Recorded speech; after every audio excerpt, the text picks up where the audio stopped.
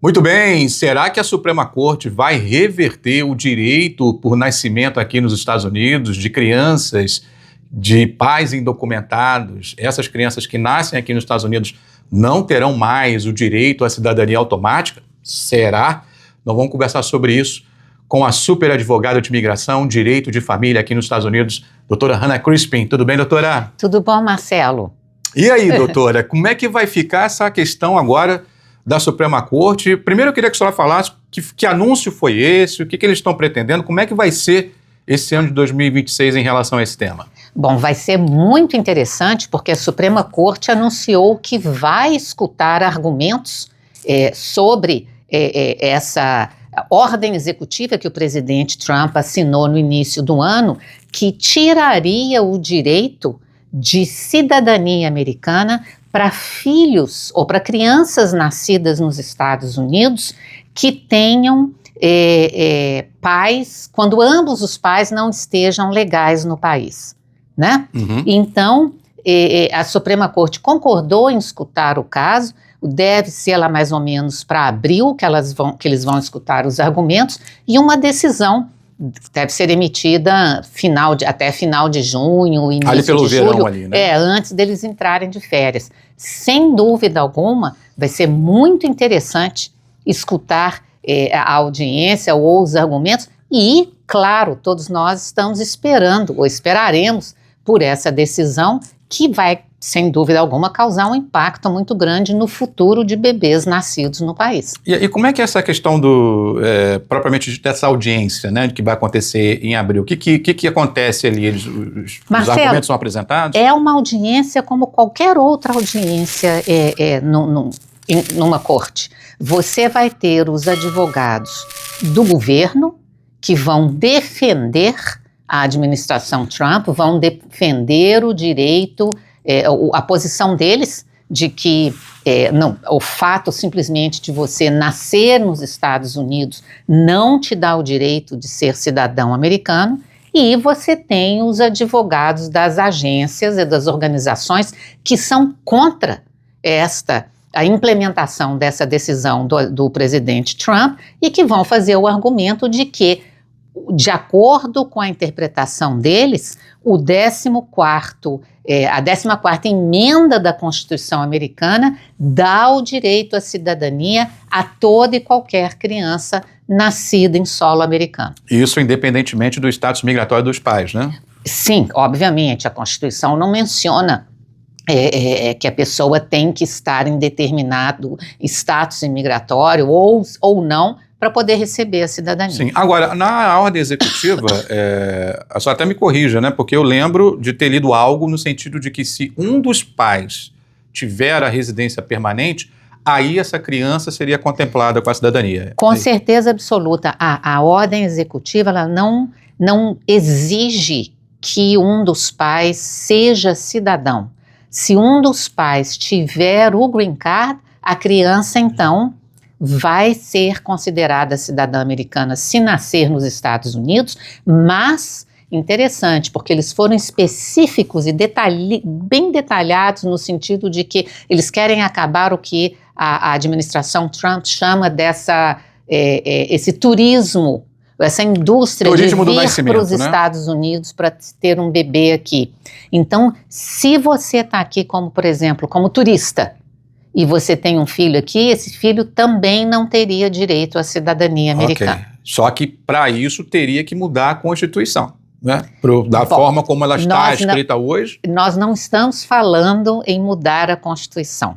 Nós estamos falando aqui, e que é a grande pergunta de tudo isso, é na interpretação da 14ª emenda. Porque vale a pena lembrar que ela diz que quem nasce em solo americano e está sujeito à jurisdição dos Estados Unidos tem direito à cidadania. A grande briga, tudo indica, é que vai ser com relação a essa palavra, estar sujeito à jurisdição, tá? Porque um dos argumentos da administração Trump é de que quem está aqui fora de status não está sujeito à jurisdição. Não estou tomando nenhum dos lados. Sim, é o entendimento do governo, né? Vamos ver. Esse é o entendimento do governo para fazer com que a Suprema Corte tenha uma reinterpretação, algo que está consagrado desde, 200 anos, né? Exatamente. Que essa 14ª emenda foi escrita, né? E aí ele não teria mais a necessidade de passar pelo crivo do Congresso.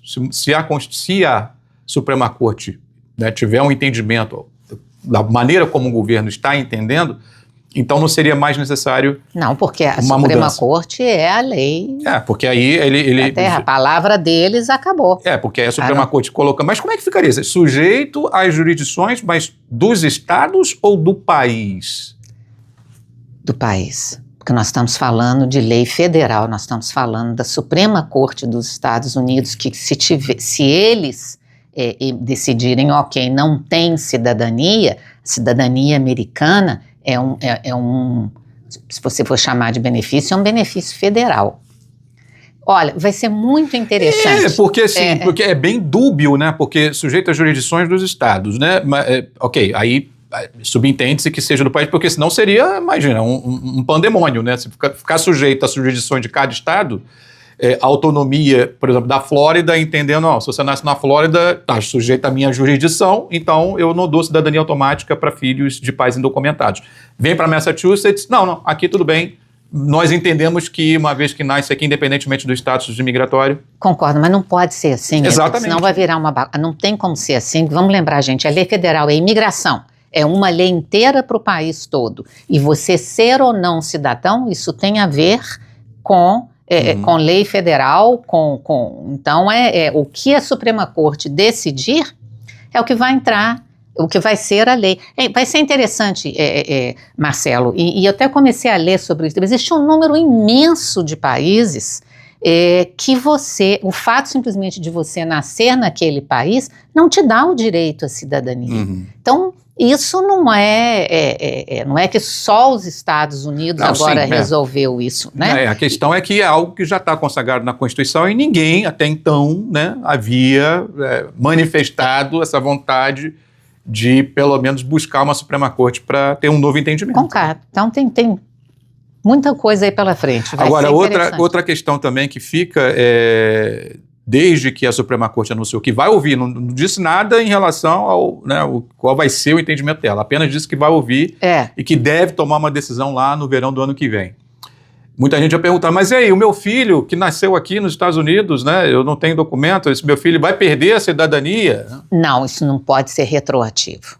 Então, se eles tomarem uma decisão dizendo concordamos com o presidente Trump a partir de agora ou a partir de uma data tal, que vai entrar em vigor. Então, digamos que chegue junho e eles falarem, ok, nós estamos concordando e a partir de, 1º de agosto é que vai entrar em vigor. Então, quem nascer até aquela data ainda vai ter a cidadania. Então, ou seja, quem já nasceu não corre o risco de ter cidadania revertida. Né? Não vai perder. E a senhora daria algum palpite para essa Suprema Corte que hoje está configurada, né, mais conservadora? Podemos até recorrer a um exemplo recente, né, do que aconteceu em relação ao direito ao aborto, né? Sim. Com a reversão lá do Roe vs. Wade, né, de 73, que devolveu aos estados a autonomia para legislar sobre esse tema. E aí, tem como falar alguma coisa ou algo realmente que não tem como prever? Não, olha, eu vou aguardar e com ansiedade a senhora não está querendo, o dia a senhora não está querendo palpitar, mas no fundinho a senhora está ali, Marcelo, não sei, mas a Suprema Corte... Não, escuta, vai ser muito interessante escutar os argumentos destes dos advogados que estarão representando ambas as partes. Do trabalho dos advogados do governo de fazer esse trabalho de convencimento, né? Completamente, mas isso você precisa de ter os advogados ali apresentando a sua posição, não só apresentando, mas defendendo e estando super pronto para responder as perguntas que são desafiadoras e são assim sempre para te arrebentar, digamos assim, que os juízes fazem. Pois é. Se eu não estou enganado, se minha conta não estiver errada, são 6 conservadores e 3 liberais, né? Vamos ver. Pois é uma questão realmente que vai ser o ano, né, 2026. Você acha que esse cenário também atual, né, dessa política imigratória mais ostensiva, né, vamos chamar assim, isso de repente pode de alguma maneira contaminar a Suprema Corte?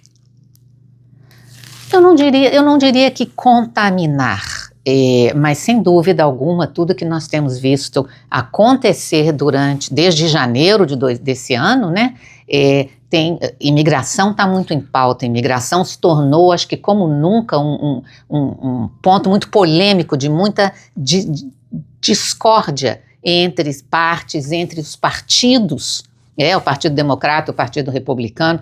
Então, sem dúvida alguma, isso vai culminar com a decisão sobre a cidadania ou o direito, né? A cidadania automática, no caso, né? Porque uma vez que a criança nasce aqui, independentemente do estado migratório, ela tem o direito à cidadania americana, mas isso pode ser revisto, né, doutor? Então vamos aguardar, vamos ver como é que vai ser esse ano de 2026. É um ano também importante, que teremos eleições em novembro, né, de meio termo, né? O Congresso que pode ser renovado. Enfim, é uma situação que realmente a pauta imigratória é muito em alta aqui nos Estados Unidos, né? Demais da conta, como nunca esteve. Nós sabemos muito bem, Marcelo, que foi a pauta imigratória, como você disse, que decidiu a eleição para presidente. É o que eles estão falando, não é a minha opinião, não. É o que a gente... Sim, com certeza. Inclusive foi uma bandeira fortíssima do então candidato, né, Donald Trump.